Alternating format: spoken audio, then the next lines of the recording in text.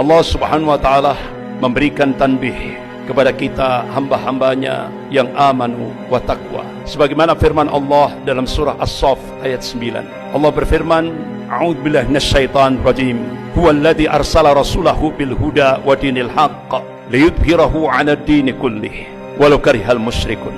Dialah Allah yang mengutus rasulnya dengan membawa al-huda, yaitu Al-Qur'anul Karim, wa dinil haqq, dan agama Allah yang hak, yaitu ad-dinul Islam, liyudhhirahu 'alad dini kullih, agar Allah menangkan di atas semua agama-agama ini, walau karihal musyrikun, walaupun orang musyrik benci, walau karihal kafirun, walaupun orang kafir benci, tetap Islam akan dimenangkan oleh Allah subhanahu wa ta'ala.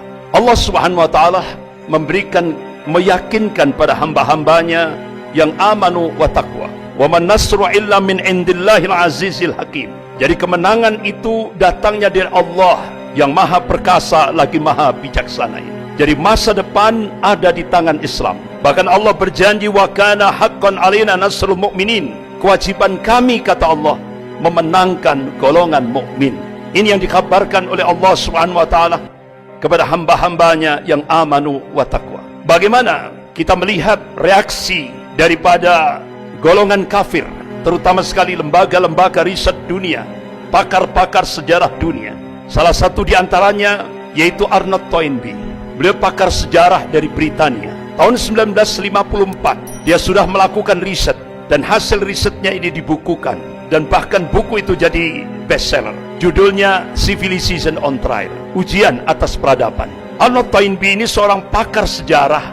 Dia mengakui bahwa dia seorang kafir yang kafah, tapi karena dia pakar sejarah, dia objektif. Ditulis dalam buku Civilization on Trial itu, Islam pernah memimpin dunia ini sepanjang 1353 tahun, dan itu diakui oleh pakar-pakar sejarah dunia, baik muslim maupun non-muslim. Kemudian dia tulis dalam bukunya Civilization on Trial itu, peradaban Islam ini akan menjadi tantangan terberat bagi kapitalisme global. Dan dia tulis, pusat komunisme internasional akan tumbang, bahkan kapitalisme Amerika akan tumbang. Dia menulis dunia Islam akan kembali memimpin dunia ini. Artinya apa? Dia seorang pakar sejarah non-muslim, dia objektif, dia tulis itu. Dia yakini bahwa masa depan ada di tangan Islam. Tapi di akhir tulisannya, dia tunjukkan bahwa dia sebagai seorang kafir yang kafah. Dia berdoa, semoga itu tidak terjadi.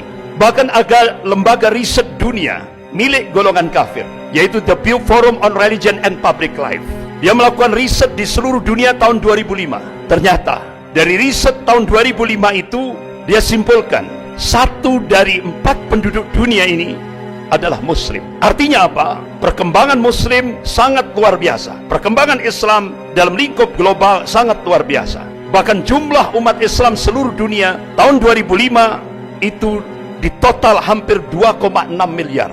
Akhirnya dia melakukan riset lagi, perkembangan dunia Islam 2010 sampai 2050. Hasil risetnya dipublish. Jadi diprediksi 2010 sampai 2050 perkembangan umat Islam akan naik drastis 73%. Bahkan dia publish hasil risetnya, Eropa akan muncul 50-50, 50% Muslim, 50% non-Muslim. Bahkan Kardinal Republik Ceko, jadi di bawah Paus, Kardinal Republik Ceko memberikan statement di media internasional, Islam masuk Eropa dengan kekuatan spiritual, dan itu benar-benar mengagetkan seluruh dunia. Jadi ternyata terjadi syahadat massal besar-besaran di kawasan Eropa. Asyhadu an la ilaha illallah wa asyhadu anna Muhammadan Rasulullah.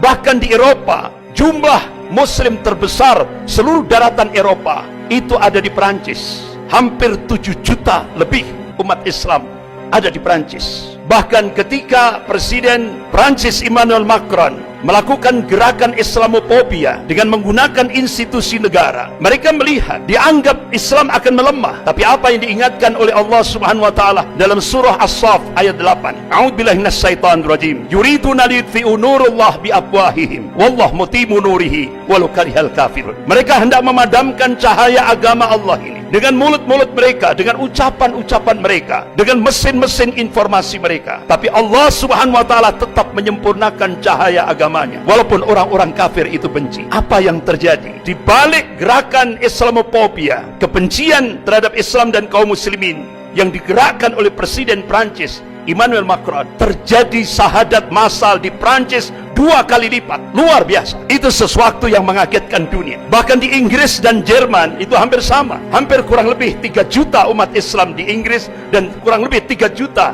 umat Islam di Jerman. Bahkan hampir 20 gereja di Inggris dijual. Dan salah satu di antaranya, ada satu gereja katedral di pusat kota London. Itu dibeli oleh salah seorang tokoh muslim yang dulunya dia musisi pop dunia, Kid Steven. Alhamdulillah, Allah berikan hidayah, berubah namanya menjadi Yusuf Islam. Jadi gereja katedral yang terbesar di pusat kota London itu dibeli oleh Yusuf Islam dan dirubah jadi Islamic Center, dan sekarang benar-benar menjadi pionir di Inggris, di kota London. Bahkan di Inggris juga banyak wali kota muslim. Luar biasa. Jadi perkembangan Islam luar biasa. Bahkan di Argentina yang kita belum pernah tahu, di sana ada perkembangan Islam luar biasa. Ada 750.000 kaum muslimin. Bahkan di pusat Katolik dunia, di Italia, di Vatikan, Roma, beberapa waktu yang lalu sudah diresmikan masjid terbesar untuk menampung hampir 1 juta kaum muslimin, yaitu di Roma, Vatikan. Luar biasa. Jadi perkembangan kaum muslimin, benar-benar apa yang dilakukan riset oleh The Pew Forum on Religion and Public Life, ini sebuah realitas, sebuah fakta. Jadi diprediksi 2010 sampai 2050 peningkatan jumlah kaum muslimin diprediksi 73%. Bahkan lembaga riset dunia The Pew Forum on Religion and Public Life memprediksi 2070 Islam akan menjadi agama terbesar di seluruh dunia. Padahal ini lembaga riset milik orang kafir, milik golongan kafir. Tapi dia meyakini masa depan ada di tangan Islam. Bahkan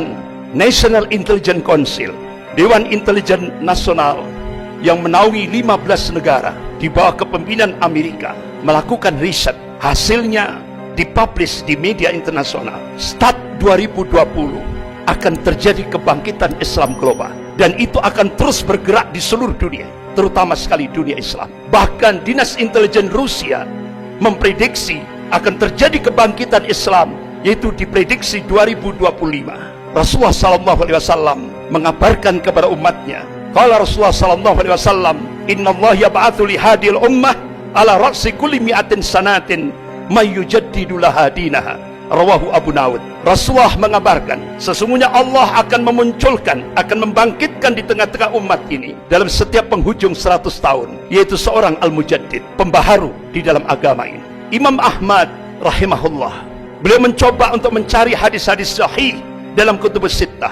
Masya Allah, dengan matan hadis yang sama beliau cari dalam kutubus sittah. Alhamdulillah, beliau temukan hadis-hadis yang sahih ini. Beliau pelajari, beliau teliti, beliau kaji secara dalam. Akhirnya beliau mengambil satu khulasah, kesimpulan. Mujaddid yang pertama, yaitu Khalifah Umar bin Abdul Aziz rahimahullah, yaitu cucunya Khalifah Umar bin Khattab radhiyallahu anhu. 100 tahun lagi, mujaddid yang kedua, gurunya Imam Ahmad, yaitu Imam Syafi'i rahimahullah. Kemudian 100 tahun lagi, jawabannya wallahu a'lam, hanya Allah yang tahu. Beberapa ulama-ulama dunia, salah satu di antaranya yaitu Wakil Sekjen Rabithah Ulama Palestina di Bilad Syam, beliau adalah Syekh Dr. Abu Bakar Al-Awabidah. Selama di penjara Israel, beliau mencoba melakukan riset dengan pijakan Al-Quran dan As-Sunnah dan kitab-kitab yang ditulis oleh ulama-ulama Ahli Sunnah. Akhirnya beliau mengambil satu kesimpulan, insya Allah kalau beberapa ulama-ulama Ahli Sunnah melakukan hitungan matematis,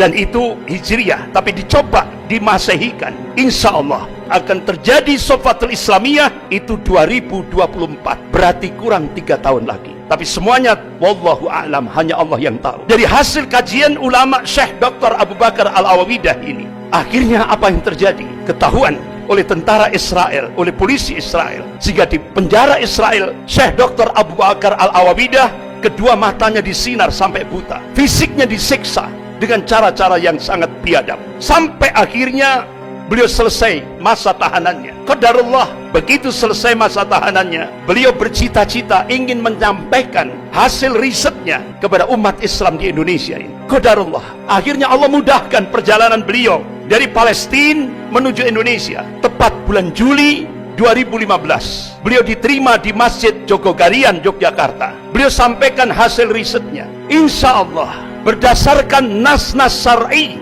Allah Subhanahu wa Ta'ala akan memunculkan pemantik awal kebangkitan Islam global dari arah timur. Kata beliau, insya Allah dari Indonesia. Akhirnya sampai beliau meneteskan air mata dengan suara yang terbata-bata. Wahai umat Islam Indonesia, genapi syarat-syaratnya supaya kalian layak dipilih oleh Allah menjadi pemantik awal kebangkitan Islam global, yang puncaknya, puncak kemenangan Islam di akhir zaman sebagaimana yang ditakdirkan oleh Allah Subhanahu wa Ta'ala. Rasulullah mengabarkan, qala Rasulullah sallallahu alaihi wasallam fi Baitul Maqdis wa akna fi Baitul Maqdis. Ini hadis sahih rawahu Ahmad. Jadi pusat kemenangan Islam di akhir zaman Allah takdirkan di Baitul Maqdis dan di sekitar Baitul Maqdis, Palestina, bukan di Mekah, bukan di Madinah. Inilah yang dikabarkan oleh Rasulullah sallallahu alaihi wasallam dan satu hadis sahih rawahu Ahmad. Tapi pemantik awal itu diharapkan akan muncul dari arah timur, yaitu Indonesia.